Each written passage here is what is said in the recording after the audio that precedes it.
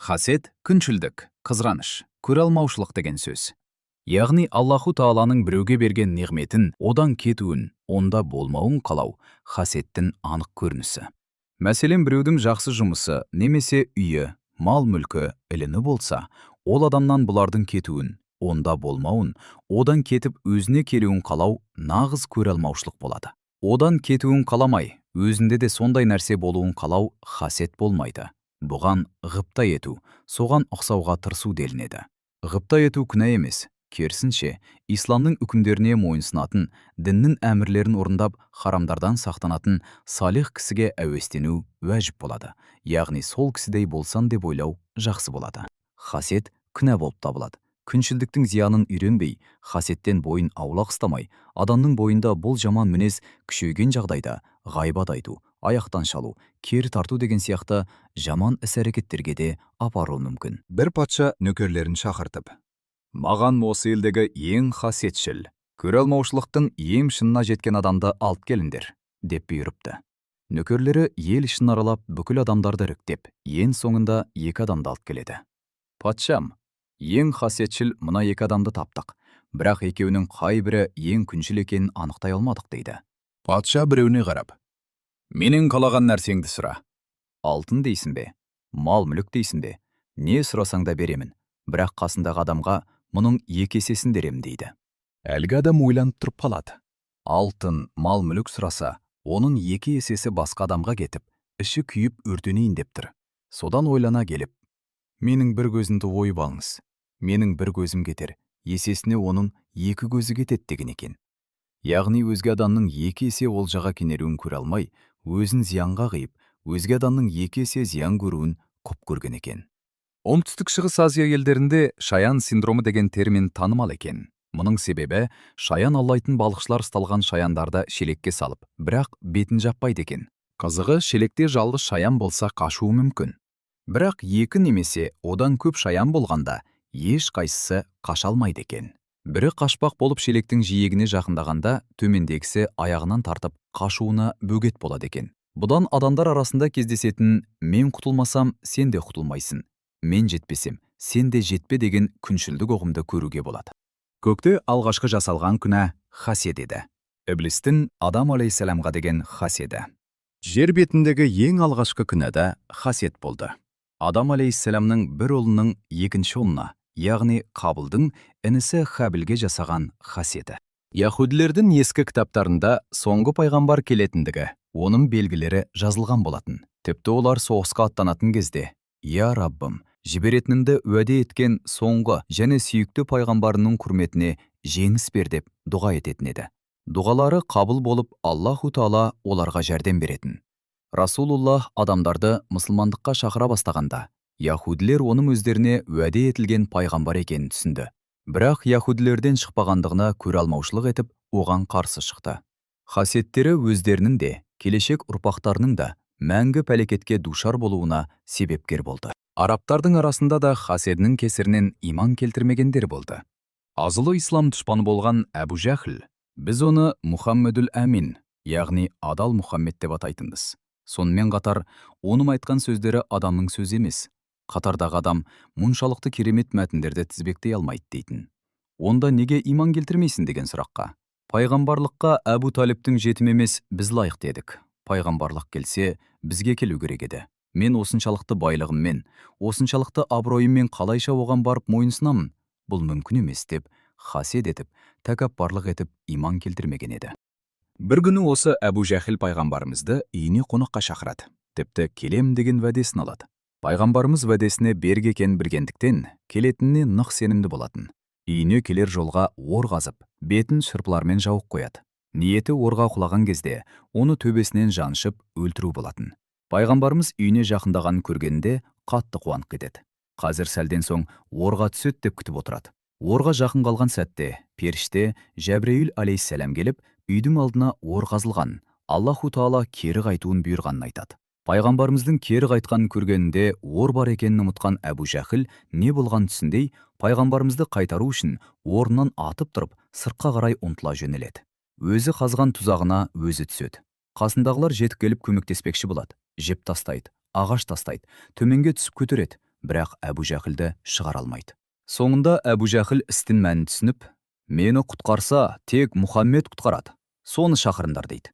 Пайғамбарымыз келіп, иман келтірсем құтқарам, әйтпесе көмектеспеймін дейді. Әбу Жәһіл иман келтіретінні уәде береді, бірақ шыққан соң бұрынғы әдетінше дұшпандығын қайта жалғастырады.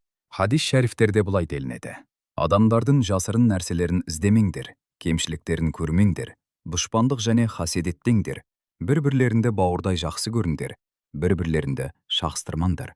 Мұсылманның бауыры, оған зұлым етпейді, көмек береді, оны өзінен төмен көрмейді. Бұхари. Мұсылманның көңілінде иман мен хасед бірге болмайды. Байхақи. Хасеттен құтылу қиын. Хасед еткен адамдарыңды ренжітпеңдер. Ахмет. Хасеттен сақтаныңдар. От отынды өртеп жоқ қылатын секілді, хасед те жақсылықтарды жояды. Әбу Дауд. Мұсылман қайырлы болады. Хасед еткенінде қайыры қалмайды. Табарани. Күндеуші адамдар басқаның өзінен үстем болуын, бай бақуатты болуын көре алмайды. Оның жетістігін көргенде күндеушіліктері қоза түседі. Ал күндесінің басына қиындық түскенін көргенде қатты қуанады. Мұндай жаман мінезді болу өте қауіпті. Хадис шәрифте: кімде-кім ұнатпайтын адамна бәле-жала қиындық келген үшін қуанатын болса, Аллаху Таала ол адамға да сондай бәле-жала жібереді делінген. Біреуге ор қазба өзің пісірсін. Күлме досыңа, келер басыңа деген халық даналығының да түбі дінімізден келеді. Тағы бір хадис шәрифте: бір мұсылман өзіне келуін қалаған жақсылықты басқа мұсылман ішінде қаламаса, және өзіне қаламаған жамандықтың басқа мұсылманға келуін қаласа, оның иманы кәміл емес делінген. Яғни пайғамбарымыз тек қана өзін ойлайтындарды ұнатпайтын, басқа мұсылмандарды да ойлайтындарды ұнататын, және бәрінің сондай болуларын қалайтын еді. Хасетші адам басқа адамның өзінен жақсы киінетінін, жақсы өмір сүретінін, әдемілігін, еңбекқорлығын, жетістіктерін көре алмайды. Күншіл адам хақ Тааланың өзіне берген нәрселерінен разы болмаған адам деген сөз. Аллаху Тааланың бергеніне разы болмаған адамнан Аллаху Таала да разы болмайды. Ал жаратқанның пендесінен разы болмауы пәлекеттердің ең үлкені. Ол адамның ақыретте де, дүниеде де жағдайы мүшкіл. Сондықтан қанағатшыл болу және хасеттен аулақ болу керек. Хасан Басри. Ей адам баласы, бауырына хасед етпе. Аллаху Тааланың оған берген неғметіне неге күншілдік етесің? Сен де еңбек ет, сен де жақсы бол. Аллаху Таала саған да берсін. Жоқ, егер ол адам жаман адам ғой дейтін болсаң, бұған неге күндейсің? Ол адамның барар жері тозақ емес пе? Ондай адамға хасед ету дұрыс па деген екен. Яғни жақсы адамға хасед етудің орынсыз екені айтпаса да белгілі, ал жаман адам болса, оған хасед етіп қайтесің? Оған жанын ашуы орынды емес пе демекші еді. Хасед тәкаппарлыққа, ғайбат айтуға, сөз тасуға себеп болады. Жақсылық, игі істерге 10 есе сауап беріледі. Хасед бұлардың 9-ын жояды. Хасед ететін адамның дұғасы қабыл болмайды. Хасед ету Аллаху Тааланың жазмышын өзгертпейді. Яғни хасед етілген адамның еш демес кетпейді. Хаседші босқа ренжіген, шаршаған болады. Бар тапқан жығаны күнәлары болады. Имам Шафии: жүрегінде хасад пен хиқд, яғни көре алмаушылық пен кекшілдігі бар адам бақытсыз болады деген. Яғни кекшіл, хасетшіл адам қызғанып жүрген адамының жетістігін көрген сайын түміле береді. Мазасы қашады, жүйкесі тозады. Суфиян Саури рахметуллахи таала алейх: хасед етпейтін адамның зейіні ашық болады деген. Сосын тағы хасетшінің белгісінің бірі түсінігінің ақылының аз болуы. Кімде-кім ақылының жақсы жұмыс істеуін қаласа, ешкімге хасед етпесін деген. Ешқандай хасетші мақсатына жетпеген, ешкімнен құрмет көрмеген. Хасед өмірдің қысқаруына да себеп болады. Хазіреті Ақшамседдин бір сұхбатында: өмірін ұзақ болсын десең, ешкімге хасед етпе, ешкімді жамандаушы болма деген. Хазіреті Әсмаи былай дейді: ауылдық бір адамды кезіктірдім. Жасы 120-да еді. Көп өмір сүруінің құпиясын сұрағанымда, өйткені мен ешқашан хасед етпедім деді. Хасед еткен адам шайтанды қуантқан болады. Өйткені мұсылман бауырының ілімде, мал-мүлікте, жалпы қандай да бір жетістігін көргенінде бұған қуанатын болса, оның жақсылықтарына, сауаптарына ортақ болады. Ал хасед ететін болса, бұл сауаптардан махрұм қалатындықтан іблис бұған қуанады. Хасед көбінесе жақын адамдардың арасында болып жатады. Бауырлардың арасында, туыстардың арасында, бостар, көршілер, қызметтес адамдар арасында болуы мүмкін. Сондықтан хасеттің бірден бір емі бір-бірінді жақсы көру, бір-біріне сыйлы болу. Яғни араздыққа, кек сақтауға жол бермеу керек. Бір бәдәуи көшпенді пайғамбарымызға келіп, бір кісі діндар болған адамдарды жақсы көрсе, бірақ олар сияқты бола алмаса дегенінде, Расулулла, кісі жақсы көрген адаммен бірге болады деп жауап береді. Хазіреті Әнәс, мұсылмандар пайғамбарымыздың осы сүйіншісіне қуанғанындай, басқа еш нәрсеге қуанған емес деп айтқан. Және тағы былай деген: біз Расулуллахты, Хазіреті Әбу Бәкірді, Хазіреті Омарды жақсы көреміз, бірақ олар сияқты амал жасай алмаймыз. Олармен бірге болуды қалаймыз деген. Біреуге хасед етіп кектенгеніңді байқасан, көре алмауыма себеп болған нәрселердің терсін істе. Мәселен, көре алмайтын адамыңды жамандағың келсе, дереу оны мақта. Оған қарсы тәкаппарланғың келсе, дереу қарапайымдылық танытып, одан кешірім сұра. Егер одан бір нәрсені қызғанып бергің келмей тұрса, дереу беруге тырыс. Жасанды болса да, жұмсақ және жылы мәміле көп жағдайларда дұшпандықты кетіреді және көңілдерді бір-біріне байлайды. Осылайша адам хасед, көре алмаушылық ауруынан құтылады. Хасед етілген адам сенің бұлай өзіңді қинап істегеніңді біліп тұрса да, бәрібір риза болады және сені құрметтей бастайды. Осылайша, екі жақтың бір-біріне деген сүйіспеншілігі артып, хасед өздігінен жоғалады.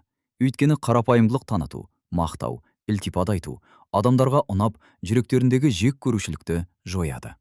Өзін қинап, жасанды түрде жасалатын жақсылықтар уақыт өтуімен әдетке, жақсы мінезге айналады. Осылайша адам жаман мінезінен құтылады. Ертеректе бір келін енесімен тіл тапсалмай ренжісіп жүреді. Үйдегі тұрмыс әрі өзі үшін, әрі әйел мен анасының ортасында қалған күйеу үшін де шыдамсыз халге келеді. Бір шара қолдану керек деп ойлаған келін бір күні әкесінің ұрыңғы досы болған емшіге барып, енесінен құтылудың жолын сұрайды. Кәрі адам болған шөптерден бір қоспа дайындайды және оны 3 ай бойы күнде аз-аздап енесінің тамағына қосып тұруын айтады. Оды аз-аздап берсе, осылайша оны келіннің өлтіргені белгілі болмайтын еді. Кәрі адам келіншекке ешкімнің және күйеуінің де одан күмәнданбау үшін енесімен өте жылы қарым-қатынаста болуын, ол үшін ең дәмді тағамдар пісіруін де айтады. Қуана үйіне келген келін айтылғандарды бұлжытпай орындайды. Әр күн енесіне ең дәмді тағамдар дайындап беріп отырады. Онымен жақсы мәміледе болып, тамағына да аз-аздан уды тамызып отырады. Біраз күннен кейін енесі де қатты өзгеріп, келініне өз қызы сияқты қарай бастайды. Бұдан былай үйде сыйластық лебі есе бастайды. Бұл арада енесін өз анасындай жақсы көріп қалған келін ісіне қатты өкінеді. Кешірілмес қатеге жол бергенін түсініп, баяғы емшіге қайта барады. Кәрі адамға енесіне берген оларды тазалайтын дәрі табуын сұрап жалынады. Көзіне жас толған кәрі адам: қызым, саған бергенім у емес еді, пайдалы дәрімендер болатын. Нағыз у, ол сенің жүрегіндегі өшпенділік еді. Сен оған жақсы мәміледе болған сайын, оның да саған деген ызасы құрметке айналды. Осылайша ортадағы өшпенділік уы жойылды дейді. Гүл берген қолда гүлдің иісі қалады демекші. Бір-біріне сыйлы болған қоғамда береке мен бірлік болады.